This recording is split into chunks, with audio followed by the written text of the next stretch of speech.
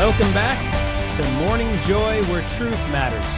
I'm your host, Keith Downey, and incredibly excited to kind of introduce our next guest. We've got Andrew Petiprin, who not only served as the Fellow of Popular Culture at the Word on Fire Institute, he's also an author and former Anglican cleric who came into full communion with the Catholic Church in 2019, highly educated, and also, on the topic, co-wrote a book called Popcorn with the Pope, a guide to the Vatican Film List. Whew. Good morning, Andrew. Good morning, Keith. Good to be with you. Yeah, likewise. So, a common trend, or at least theme, over the course of this week has been entertainment and Catholicism. And so we talked to producer of the new Manna that's coming out, in a year or so or more. Talked to the executive producer of Cabrini, and now, it's kind of trickling down. Now we're talking to you, who basically an expert on all things Vatican Film List. So I guess to kind of open it up, Andrew, what exactly is the Vatican Film List? Yeah, well, I don't know if I'm an expert on the Vatican Film List, but I was blessed to be able to participate in writing this book about the Vatican Film List. And, the truth is, in a way, there are no experts about this list because a lot of people don't even know what it is or have never heard of it.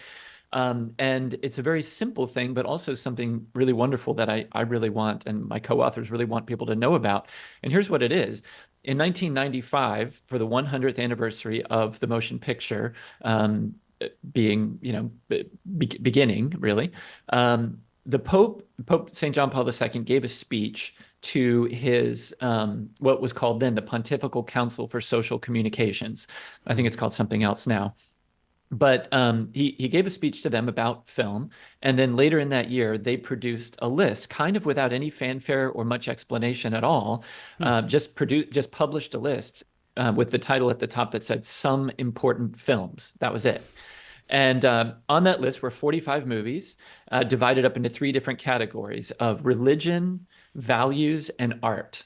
Those three categories. And those 45 films were divided up into those three categories and put out into the world. And it's a really interesting list. I mean, some of the movies we want to talk about what some of them are, but I mean, some of them are very popular movies, but a lot of them are movies that most Americans will never have heard of or probably not seen anyway.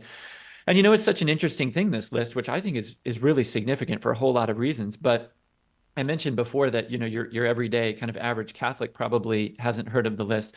But even really, people who are really plugged into Catholic stuff haven't heard of it. One of the endorsers of our book is the great George Weigel, who wrote the great biography of John Paul II. He's a extremely scholarly, well-connected person, and he actually didn't know about the existence of the list, even though he was literally in Rome writing about John Paul II during the 1990s. So it was great. We got to introduce him to the list, and then he ended up endorsing our book. So it was really a great opportunity.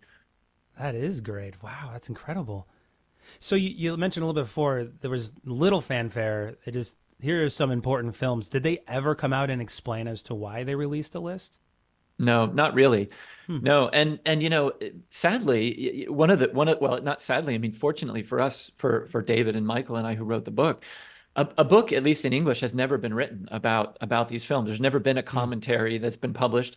There are people who have written about the list. If you look it up online, there are various things here and there about it. But here we are all these years later. I mean, 1995 was a long time ago. And so almost all of the people who are involved in putting the list together are not alive anymore, or are just kind of, out of the limelight, out of the picture. So, so for us, what was interesting to us was not so much telling the story of the history of the list, but just saying, okay, look, the Vatican produced this list back in the 90s.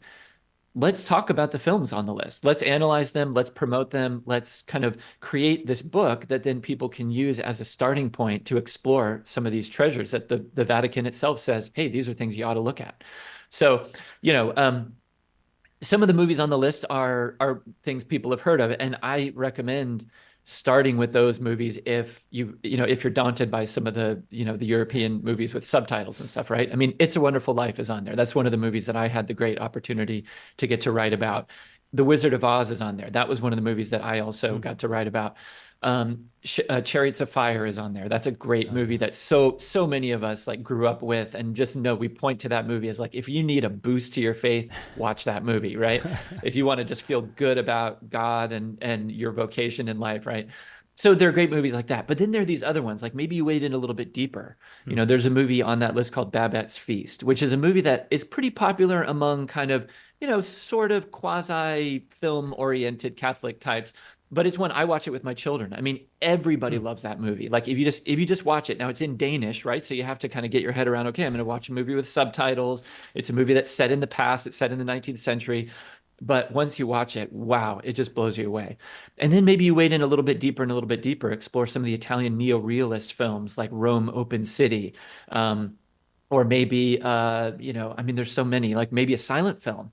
Like, for example, Carl Theodor Dreyer's film, The Passion of Joan of Arc is on there. That's a silent film. How many of us watch silent films? Hardly ever, right?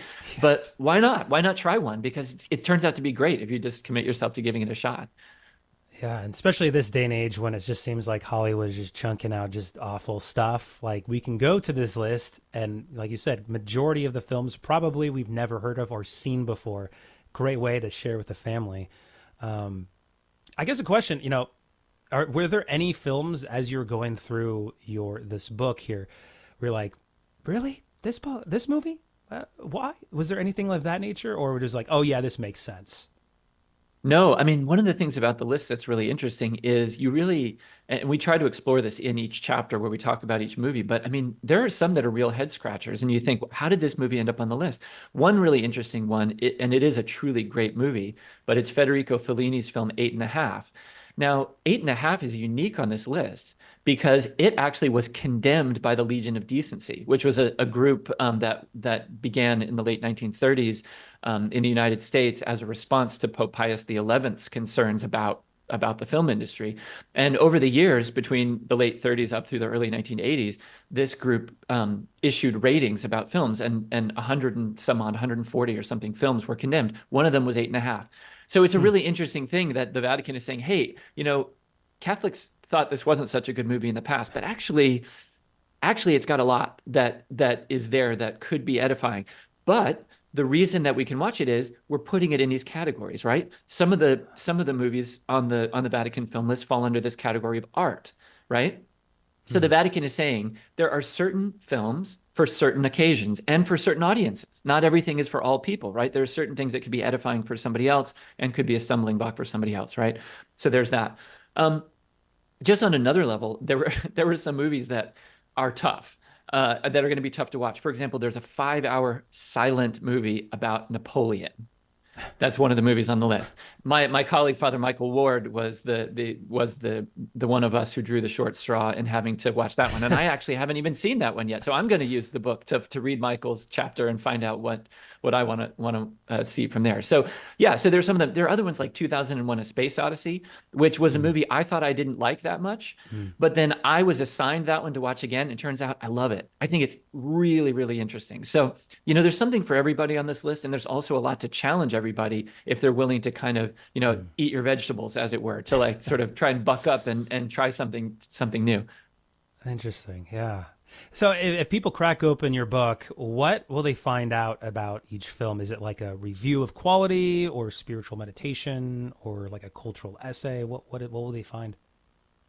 Yeah, well, we wanted to make each chapter just a basic introduction to the film, but really focusing on the spiritual content. So these chapters are written for a popular audience. They're not written for a kind of cinephile or film connoisseur. So we're not presuming anything. We're not presuming anybody knows anything about the directors, about the actors, about the film industry, anything like that. So it's all very straightforward.